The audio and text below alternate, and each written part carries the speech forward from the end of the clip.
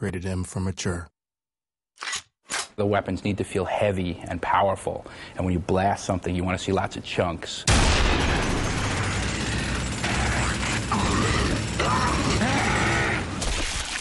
The way that the player interacts in Gears of War is by shooting the world. That's essentially his virtual hand. And what he does is he essentially reaches out and touches the environment. He's touching his enemies to eventually defeat them by unloading bullets into them. The gun is the only thing keeping you alive in the game, and so you're constantly sort of looking for the next good weapon, the next weapon you can find, the next piece of ammo, and it's sort of that search. Sort of you can do that bond of like, this is what I need to survive.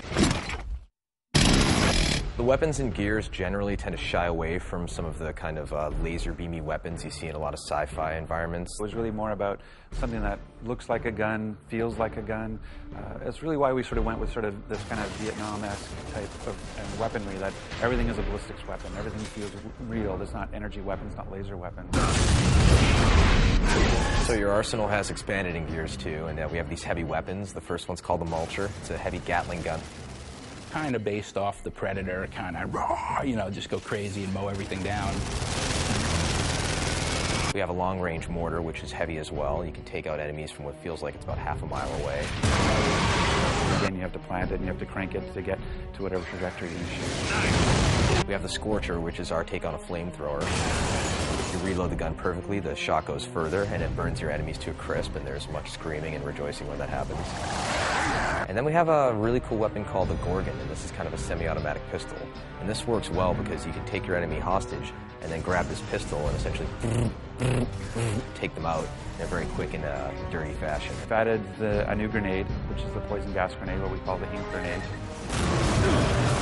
The poison grenade is this crazy little, I don't know, grub or something, and it's filled with this poison gas, and they have it in a little cage on the end of the chain, and they'll fling it out, and it'll hit the ground, explode, and it'll emit all this crazy ink or poison gas. My favorite weapon in the game has to be the torque bow. I just love the whole, like, the fact that it sticks and they have a moment of pause to know that they're about to die, and then they pop.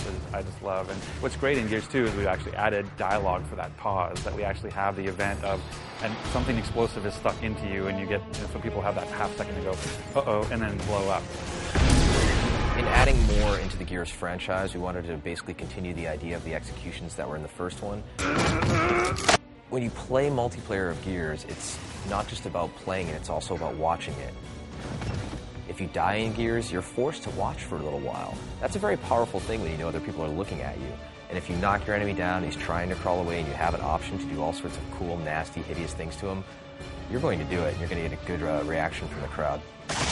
Yeah, I kind of like the beatdown, like when you turn the guy over and you can punch him out. I think that's really cool visually. And I love the sniper skull crush. You know, he just takes that sniper rifle, swings it over his head, and you can just flatten dudes, which is great. And I still like the curb stomp. I mean, but now we turn the guy over and you can crush his head from the front. One of the ways we were trying to incentivize gamers in the first Gears to use some of the chainsaws moves and some of the executions was to put them in God mode, essentially. Starting Gears 2, nobody was a fan of that idea. They didn't want players to be protected at all when they were doing an execution. So actively, when you're playing the game and somebody is in front of you and you want to show off for your friends and do a cool execution, you're making a choice that this is going to take 2.5 seconds to pull off, and you better make sure that the area is clear before you show off.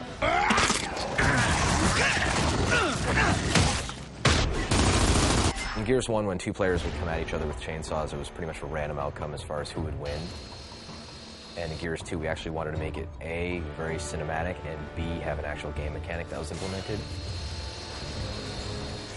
The bottom line is when two characters in Gears engage in a chainsaw duel, it lasts basically 2 seconds tops. Sparks are flying, you know, they grunt, and then it's over. Or like, you know, all we basically have time for is just a quick button mash. So let's see, you know, how many times a person can hit B, and then whoever wins, wins. One word, blood. It's a bigger game. It's just bigger scope, larger creatures, more epic scale, etc. And we want to make sure that the player still feels like what he's doing in this universe matters. Nothing says I'm doing damage more than just seeing a blood effect come off of them. And so we've been doing that. Even our bigger creatures, we actually added gore skeletons so that when you can shoot them, you can actually have things fall off of them. I mean, you can just blow guys up to smithereens now. You will see entire chunks coming out of them. The pieces fall around and they're floppy and they're not, you know, they don't just sit there and hang out, right, and then fade away. They flop around and leave blood splats everywhere. We use the term intimate violence to describe Gears of War. Even though we've sort of grown the scope of the combat and sort of bigger weapons as well, we still have these sort of intimate moments with the combat. It's like that old sort of cowboys and Indians feeling in the woods, you know, it feels really personal and really intimate. Running away won't help! I'll just shoot you in your asses!